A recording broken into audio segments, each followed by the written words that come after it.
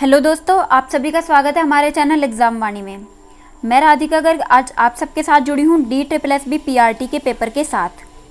आज हम इस पेपर को डिस्कस करेंगे, तो आप वीडियो को एंड तक ज़रूर देखें। हम सबसे पहले इसके इंग्लिश के पार्ट को डिस्कस करते हैं। हमारे पास सबसे पहला क्वेश्चन क्या है। इन the following question out of the given 4 alternative select the alternative which best expresses the meaning of the idiom और फ्रेज। हमें बताना है ये जो ईडियम दी हुई है इसमें से कौन सा एक ऑल्टरनेटिव ऐसा है जो कि इसका सही मतलब बताता है। तो ये जो ईडियम है ये क्या है, एट एन आर्म्स लेंथ, मतलब क्या है, to keep at a distance. इसमें ऑप्शन नंबर डी जो है वो सही हो जाएगा। एट एन आर्म्स लेंथ होता है कि कुछ दूरी पर। आगे है find the part of the given sentence that has an error in it. हमें पता लगाना है कि इस सेंटेंस में क्या एरर है, और अगर कोई एरर नहीं है तो हमें ऑप्शन चूज़ करना है नो एरर। क्वेश्चन क्या है, a greedy person is like a man possessed by the devil. तो इस क्वेश्चन में हमें कोई भी एरर नहीं मिला है, तो इसमें ऑप्शन नंबर ए सही हो जाएगा, no error. In the following question out of the given 4 alternative select the alternative which best expresses the meaning of the idiom और फ्रेज। हमें बताना है इस ईडियम के लिए क्या मीनिंग होगा। एट द 11th आवर, इसका क्या मतलब है कि बिल्कुल एंड मोमेंट पर कोई काम होना, एट द 11th आवर। तो इसका मीनिंग क्या हो जाएगा, at the last possible moment, option number 1। A sentence has been given with the blank to be filled with an appropriate word. Choose the correct alternative. अब हमारे पास एक fill up दिया हुआ है, उसको सही वर्ड के साथ फिल करना है। सेंटेंस क्या है, she was there to the outside, she was there dash to the outside world for almost 2 years. मतलब वो करीबन 2 सालों तक उन लोगों के लिए क्या थी, बाहरी दुनिया के साथ क्या थी, कनेक्शन। तो इसमें ऑप्शन नंबर ए जो है वो सही हो जाएगा। A sentence has been given, अब हमें यहाँ पर अप्रोप्रिएट वर्ड चूज़ करना है। यू लाइक सम टी, और यहाँ पर क्या लगा हुआ है, क्वेश्चन मार्क। तो यहाँ पर क्या आएगा, would you like some tea, option number 3 इसमें सही हो जाएगा।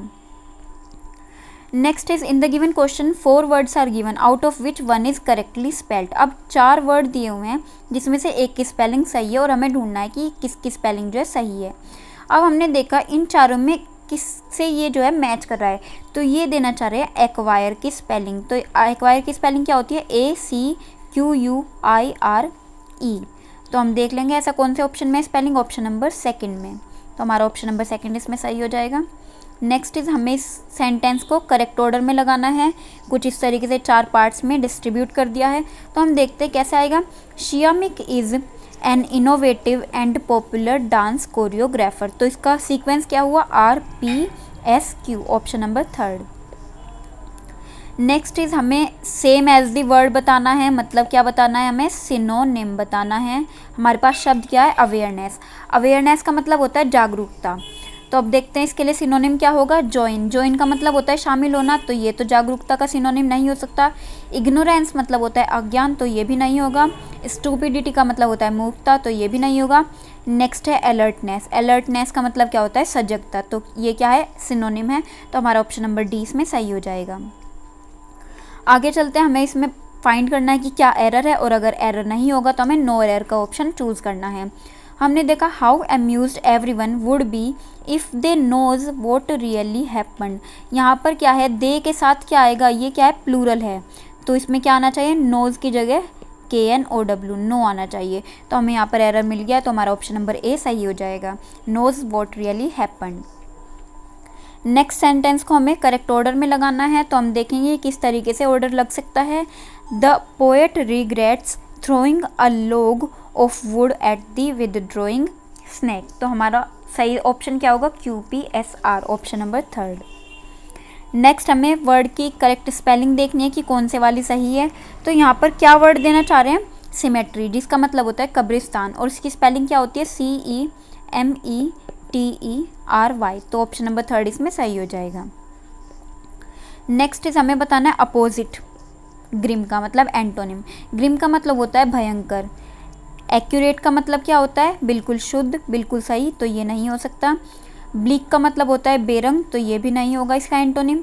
सिविलाइज्ड का मतलब होता है सभ्य, ये भी नहीं होगा। प्लीजेंट का मतलब होता है सुहाना, और ग्रिम हो गया भयंकर, तो ये दोनों क्या होंगे, एक दूसरे के अपोजिट। तो हमारा ऑप्शन नंबर 4 इसमें सही हो जाएगा। अब हमें बताना है ब्रैकेट वाले पार्ट को इम्प्रूव करके लिखना है। Madhubani paintings are popular all over India. तो यहाँ पर पेंटिंग्स है तो ये क्या है, प्लूरल है, तो यहाँ पर क्या आ जाएगा, आर, ऑप्शन नंबर सेकंड।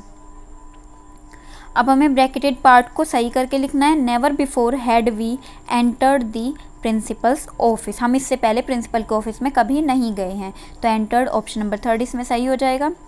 अब हमें बताना है, सब्स्टिट्यूट करना है इस पूरी लाइन को किसी एक शब्द के साथ।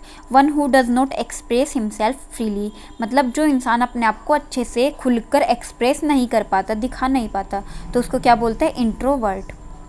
अब हमारे पास यहाँ पर एक कॉम्प्रिहेंशन दिया हुआ है, आप इसको वीडियो को पॉज करके पढ़ सकते हैं। मैं यहाँ पर ये पूरा पैराग्राफ जो है रीड आउट नहीं कर रही हूँ। ये पैराग्राफ जो है लीडरशिप के बारे में दिया हुआ है, तो हम इसके क्वेश्चंस को डिस्कस करते हैं। हमारे पास सबसे पहला क्वेश्चन है, why can it not always be said that leaders are born not made, तो ये क्यों नहीं कहा जा सकता, many have been fostered by their upbringing and environment, इसमें ऑप्शन नंबर ए जो है वो सही हो जाएगा। What combine together to produce a natural leader?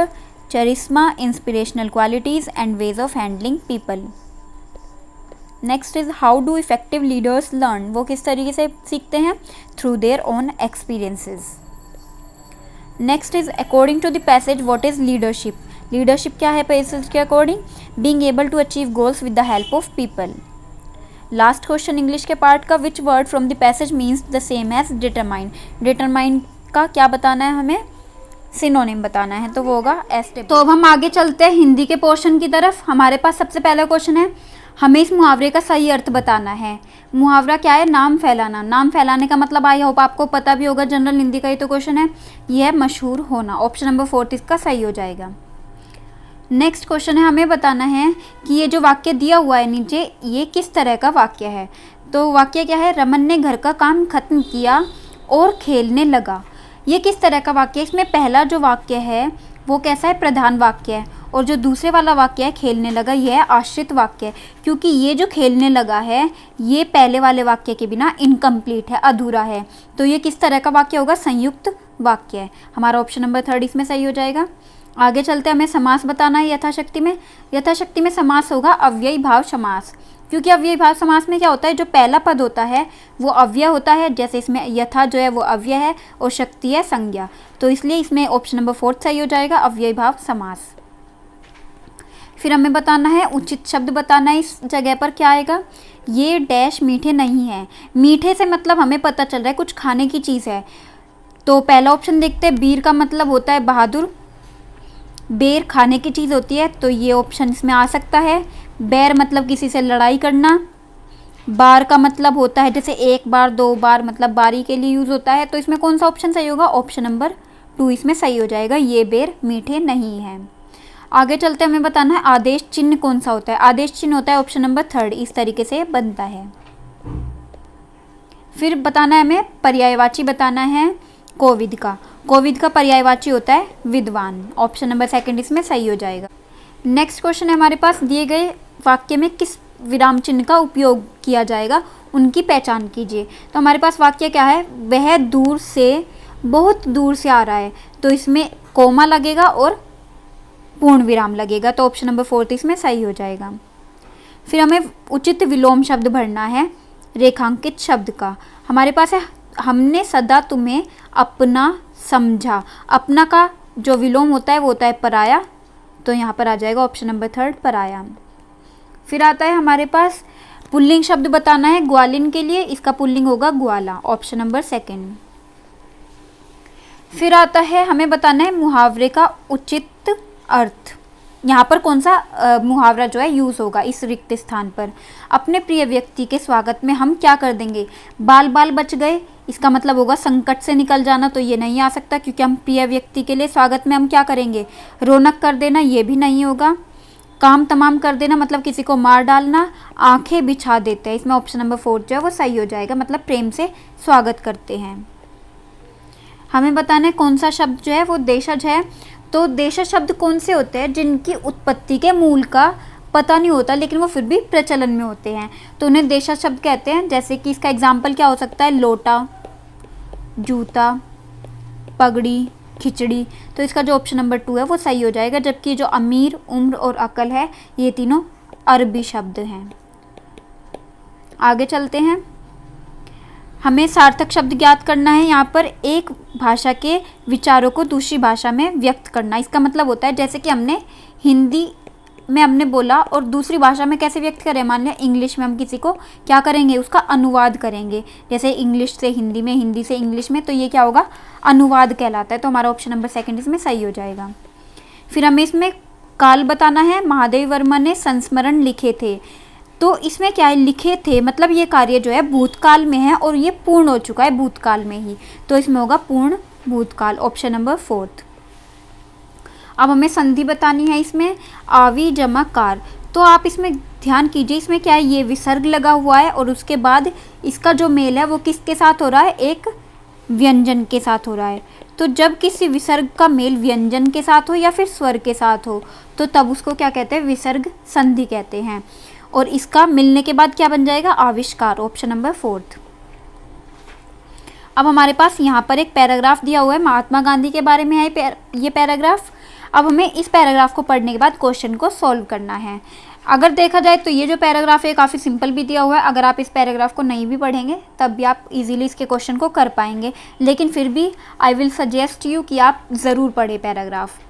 हमारे पास पैराग्राफ से रिलेटेड क्या क्वेश्चन है, गांधी जी ने स्वतंत्रता संघर्ष के लिए कौन सा रास्ता चुना था, उन्होंने अहिंसा का रास्ता चुना था। गांधी जी का जन्म कब हुआ था, 2 अक्टूबर 1869 में। महात्मा गांधी ने आंदोलन की शुरुआत किस बलबूते पर की थी, अहिंसा, सत्य और शांति के।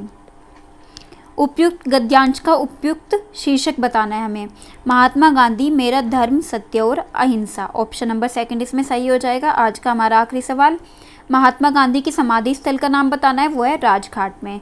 तो आज का सेशन हमारा यहीं पर ख़त्म होता है। इसके आगे के जो पार्ट्स है वो हम अगली वीडियोस में डिस्कस करेंगे, तो आप हमारे चैनल के साथ बने रहें, शेयर करें ज़्यादा से ज़्यादा वीडियो को। अगर आपको पसंद आए तो लाइक भी ज़रूर करें और हमारे चैनल को सब्सक्राइब करें। Thank you.